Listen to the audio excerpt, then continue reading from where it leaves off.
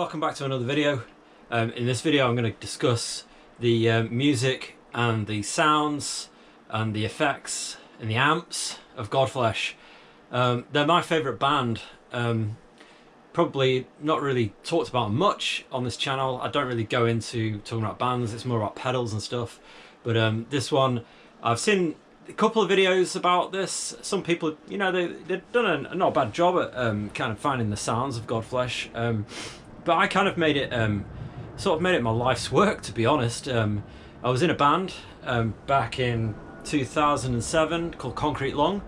We pretty much, I used to tell people we were a Godflesh rip-off band. I don't know how much, I mean, I took influence from Godflesh and Napalm Death pretty much, and a lot of industrial music as well. But yeah, I kind of, my whole playing, probably more what my hands were doing, was more reminiscent to what the style of Godflesh was. I didn't use, I used digital effects when I was on stage, but I didn't use a JCM800 either. But more in my playing and what my hands were doing was probably more of what the sort of Godflesh sound was. But you know, I played like that for a long time, so I came very like muscle memory in kind of getting those pinches and those high-end kind of squeals and things like that. So I did kind of try and mimic his guitar playing in that sense.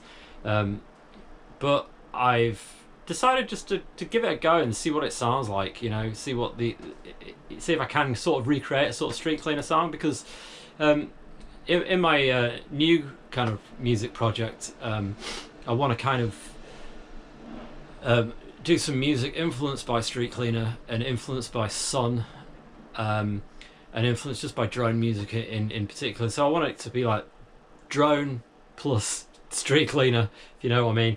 But anyway, that's another thing.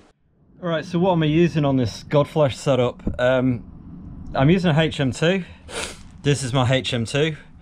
As you can see, I've made it look like Street Cleaner. As per whatever's been said on numerous forums, the high and the lows like that way sounds weird, whatever, but it kind of works. The delay, he has apparently has a really short delay. I think that sounds kind of right.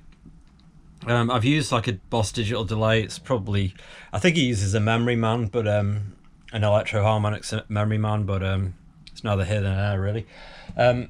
Delay is delay. And then we've got a JCM800. I set it to kind of how I sort of like it, like bass 6, middle 6, treble 6, preamps on full. It sounds very Godfleshy. I mean, this is just my personal take, this is my personal opinion on it. Yeah, Justin keeps things very simple, I do believe. Even now, he's got an Electro Harmonics Memory Man, the new Boss DS1 he's using. DS1 Mark II, I think it is, and you can tell that that's what he's got on that on the album Purge at the moment.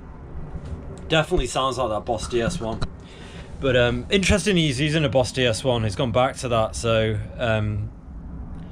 what I'm going to use for the bass is just the HM2 on its own as well, with probably different like settings, and going to be going through my Ampeg and Orange Terra bass. I don't have anything else that's anything reminiscent to what Ben used, but yeah, I'll show you that in a sec. See, look at that, blisters on your hands. That's just from playing 2 Godflesh songs. Come on, there you go. So for the bass, use the HM2 again, just using it a bit of a different way. I've got the lows up very low and the highs just a little bit. I've got a Ampeg, I don't know what it is, 14-inch speaker, and this Orange Terra bass.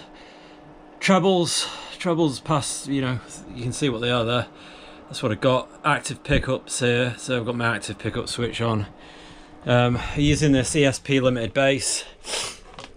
It's not anything like what Ben uses, but it's all I've got. ESP active pickups. It sounds pretty heavy, sounds pretty chunky. There you go. I'm just going to go through a couple of things. I just want to prove to you that I am an avid Godflesh fan. The first Godflesh thing I bought was Pure. I bloody love this album. I mean, hearing it, like, heard it first on vinyl. Like, you know, I just bought this. I didn't go out to seek the vinyl. It was just what was available to me in the record stores. And when I was in the record store, I seen Godflesh vinyl. It's not got a price in it, but it was probably about £10. It was not very expensive at all. It's still got its original fly sheets in and everything. It's in absolutely mint condition. There is a sticker in there somewhere, but I love this album. I love it. I really do.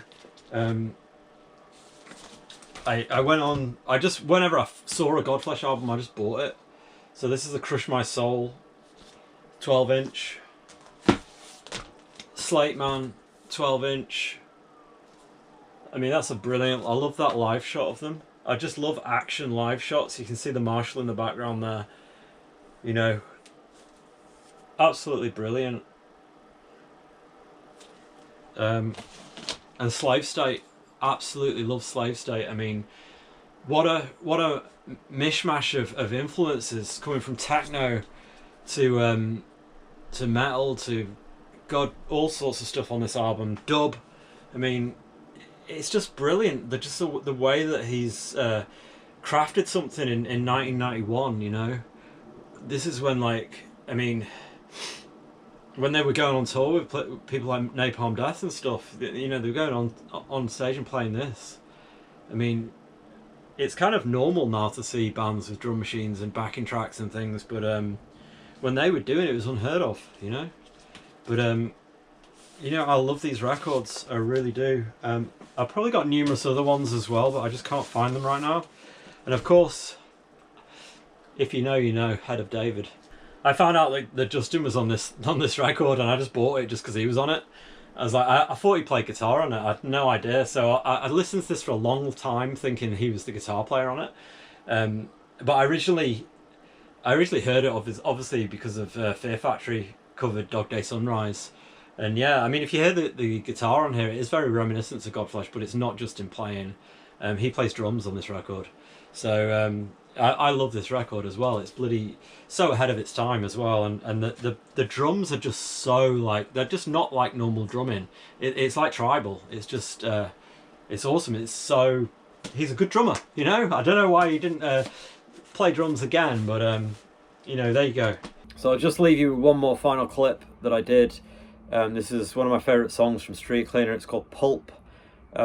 Just love the drums on this, the drum machine. It's just very obscure. It really stood out to me when I first heard Street Cleaner many years ago, when someone gave me a cassette of it. Anyway, like I say, Godflesh Street Cleaner is ultra simplistic. It's not processed. It's very organic. It's very simple. And the way I recorded this was just very simple. I just recorded, didn't add much post-production, got it down, and just whacked it out. And that's probably what they did back then. They were probably smoking more weed than, like, concentrating on what the hell they were doing. They were probably just in an artistic moment that has stood the test of time. It's a really good album. Go and listen to Godflesh Street Cleaner. See you in the next video.